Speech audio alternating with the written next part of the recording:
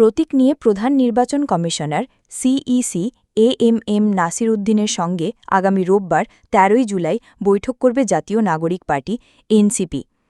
শনিবার ১২ জুলাই সিইসির একান্ত সচিব মুহাম্মদ আশরাফুল আলম বিষয়টি নিশ্চিত করেন।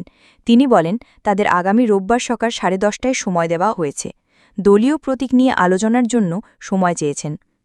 গত বুধবার ৯ জুলাই জাতীয় সংসদ নির্বাচন পরিচালনা বিধিমালা সংশোধনের লক্ষ্যে প্রতীকের তফসিলে ১১৫টি প্রতীক সংরক্ষণের সিদ্ধান্ত নেয় ইসি, যা ওই দিনই আইন মন্ত্রণালয়ে ভেটিংয়ের জন্য পাঠায়।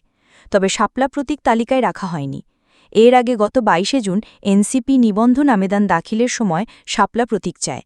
আবার তার আগে মাহমুদুর রহমানের নেতৃত্বাধীন নাগরিক ঐক্য ১৭ এপ্রিল একই প্রতীক চায়। এছাড়া দুটি দলই শাপলা নিয়ে একাধিকবার বৈঠকও করে ইসির সঙ্গে। শাপলা নিয়ে এই কাড়াকাড়ির মধ্যেই প্রতীকটি তফসিলে অন্তর্ভুক্তই করা বাদ দেয় ইসি। এই সিদ্ধান্তের পেছনের কারণ ব্যাখ্যা করতে গিয়ে নির্বাচন কমিশনার আবুল ফজর মোহাম্মদ সানাউল্লাহ বলেন, দুটি দল এই প্রতীক চেয়েছে। এছাড়া অন্যান্য কিছু বিবেচনায় নিয়ে আমরা শাপলাকে তফসিলভুক্ত না করার সিদ্ধান্ত নিয়েছি। এর আগে নির্বাচন কমিশনার আব্দুর রহমানেল মাসুদ বলেন, শাপলা জাতীয় প্রতীক বিধায় নির্বাচনী প্রতীকের তফসিলে না রাখার সিদ্ধান্ত হয়েছে। ইসি কর্মকর্তারা বলছেন, কোনো দল নির্বাচন পরিচালনা বিধিমালার তফসিলে যে প্রতীকগুলো থাকে সেখান থেকেই বরাদ্দ পায়।